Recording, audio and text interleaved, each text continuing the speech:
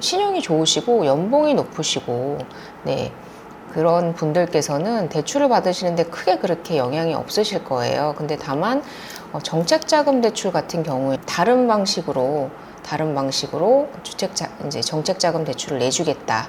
그리고 전세 대출은 막지 내년에 스트레스 DSR 3단계 이외에는 그렇게 크게 강력한 규제는 없을 것으로 예상을 합니다. 금융당국에서 이제 공급 목표액을 사전에 받겠다라는 얘기입니다. 그러니까 무한대로 퍼주는 게 아니고 어느 정도 되면 초기에 소진될 가능성이 상당히 높기 때문에 연말보다는 그래도 하반기보다는 상반기에 집을 구매하시는 게 저는 맞다고 생각이 들고, 제가 반복적으로 말씀드리지만 오히려 정책자금 대출을 받으시는 분들께서 지금 대출에 대한 플랜을 잘 짜셔야 되는 상황이다. 네, 안녕하세요. 담백한 경제 2%입니다. 아마 어제 일찍 주무신 분들은 오늘 뭔 일인가 아마 하셨을 텐데, 어제 윤석열 대통령께서 비상계엄령을 선포했어요. 그래서 처음에 저도 뉴스를 보고 이게 드라마인가 영화인가 아니면 그냥 비상시 대비 훈련인가 살짝 이렇게 생각을 했는데, 그게 실질 상황이라는 걸 이제 인지를 하고는 상당히 깜짝 놀랐어요. 이제 저는 사실 뭐 군대를 다녀온 것도 아니고 잘 모르지만 남편 말로는 비상계엄령이 선포가 되면 이제 국회에서도 의정활동이 불가능하고, 그리고 모든 이제 통수권이 이제 군 통수권자와 그리고 계엄군 사령관에게 넘어간다고 해서, 그러니까 모든 통치 권한이 군부로 넘어간다. 이게 무슨 예전 군사정권 때나 들을 수 있는 얘기를 21세기에 지금 듣고 있는 게 과연 진실인가에 대해서 되게 상당히 좀 놀라웠다. 근데 아마 48시간도 못 갈 거야 라고 얘기를 하더라고요, 남편이. 근데 정말로 자고 일어나니까 계엄령이 해제가 돼 있었습니다. 오늘 주식시장 그리고 환율시장, 이렇게 경제가 어려운 상황에서 대통령께서 왜 그런 결정을 했는지, 그리고 그것이 경제에 미칠 파급 효과가 어느 정도나 될지에 대해서는 오늘 참 심히 걱정된다. 주식시장이 심히 걱정된다. 저는 이제 어쨌든 부동산을 하는 사람의 입장으로서 부동산 관련된 이야기를 한번 해보도록 하겠습니다. 화면을 보시면 이게 엊그저께 나온 기사인데요. 이제 내년 전세대출에 DSR을 적용을 하지 않겠다. 제가 전세대출 DSR 관련해서는 한 3번 정도 방송을 만들었었는데, 그때마다 제가 협박이라는 표현을 했어요. 그러니까 전세대출 DSR 적용한다고 첫 번째, 두 번째, 세 번째 협박했습니다 라고 제가 그렇게 표현을 했는데, 왜 그렇게 거친 언사를 썼냐면, 전세 대출에 DSR을 적용하는 것은 불가능하다라고 제가 말씀을 드렸죠. 불가능한 것을 마치 가능한 것처럼 그렇게 얘기를 했다고 저는 판단을 했기 때문에 협박이라고 표현을 했었던 거고요. 실질적으로도 전세 대출 내년에 적용하지 않겠다. 은행의 자율 규제로 맡기겠다.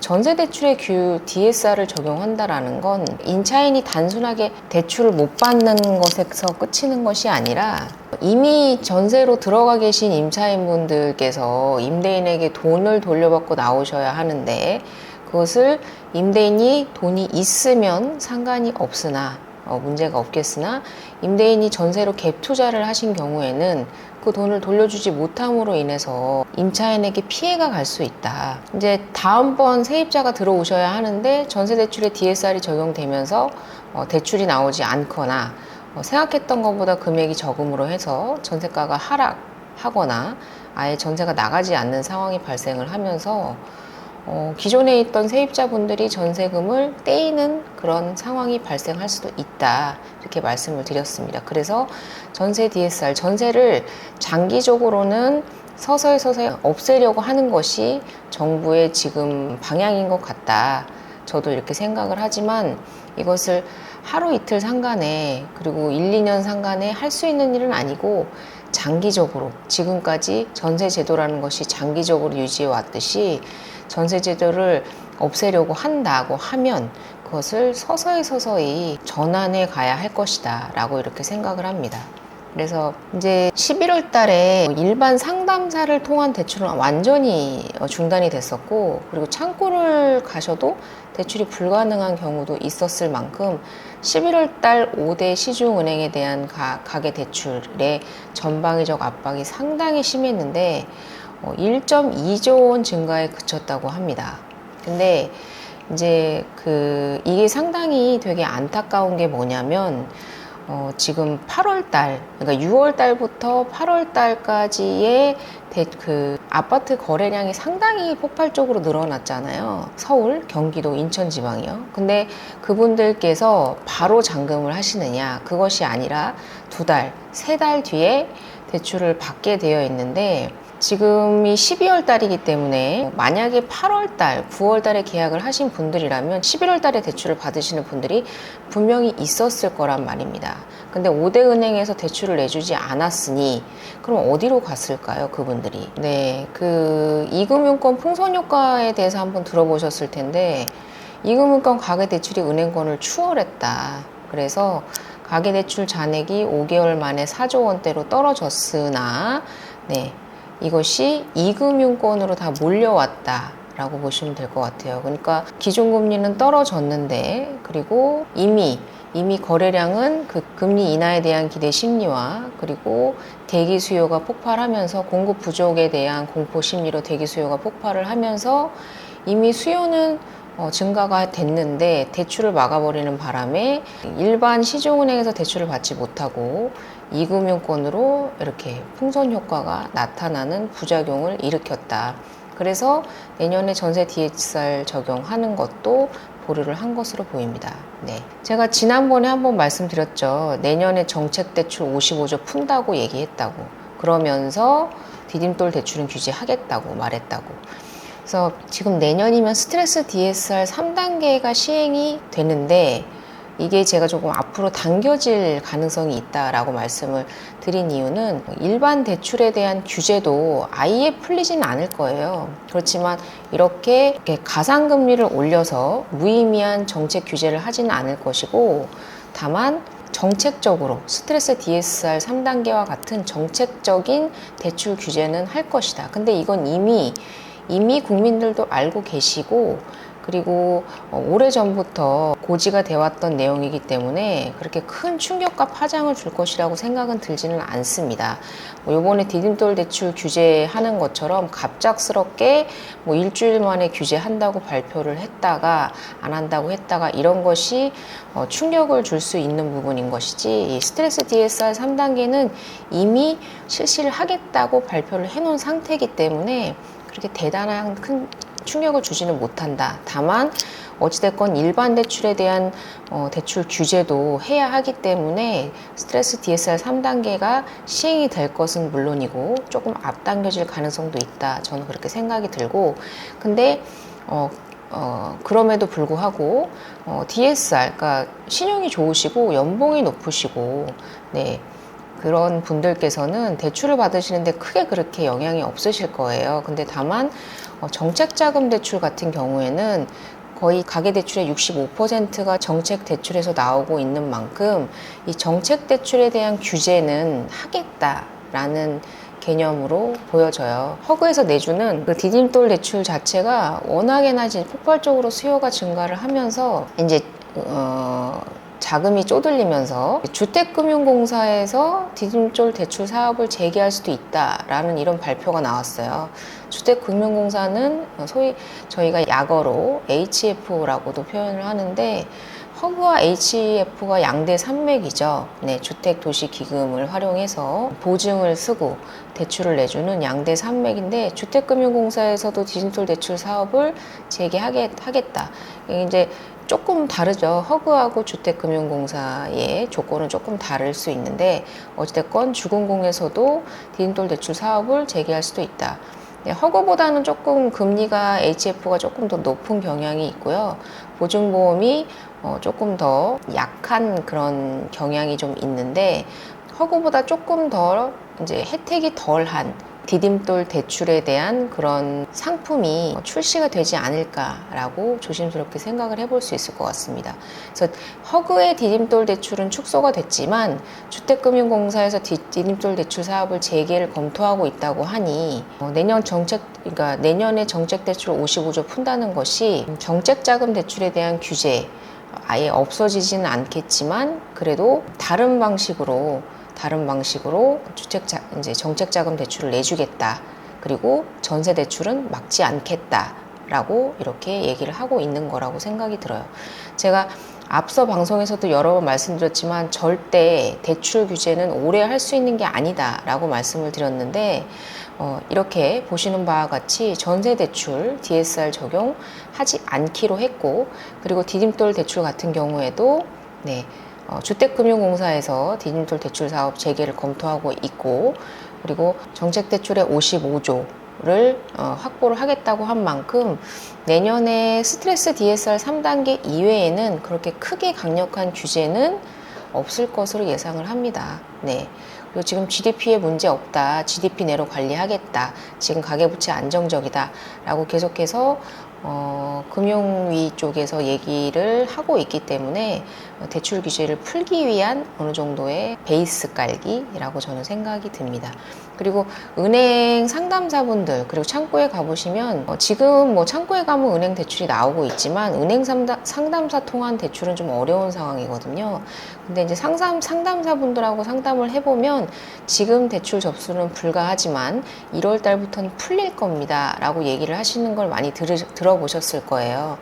그래서 앞서 제가 말씀드린 대로 은행 대출을 막을 수는 없다. 다만 정책 자금을 규제할 수는 있기 때문에 디딤돌, 버팀목까지 은행에 공급 목표액을 제출하라고 정부에서 얘기를 했다고 해요. 그래서 금융당국이 은행들로부터 내년 디딤돌 대출, 버팀목 대출, 보금자리론 등 정책성 대출 공급 목표액을 제출하라고 했다고 합니다. 그러니까 일반 대출은 제가 절대 막을 수 없다고 말씀을 드렸잖아요.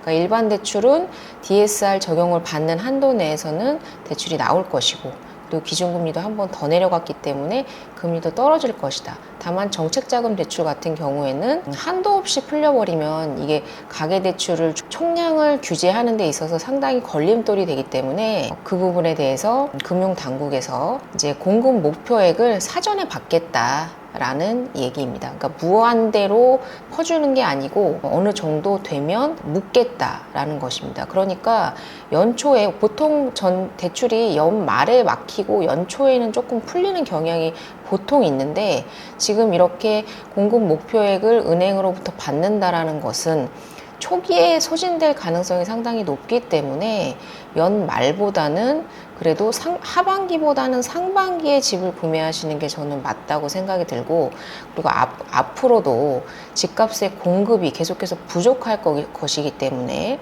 이자 금리는 내려간다 할지라도 변동금리로 담보대출을 받으셔서 가급적이면 내 집 마련은 서둘러서 하시는 게 좋을 것이다 라고 저는 생각이 들어요.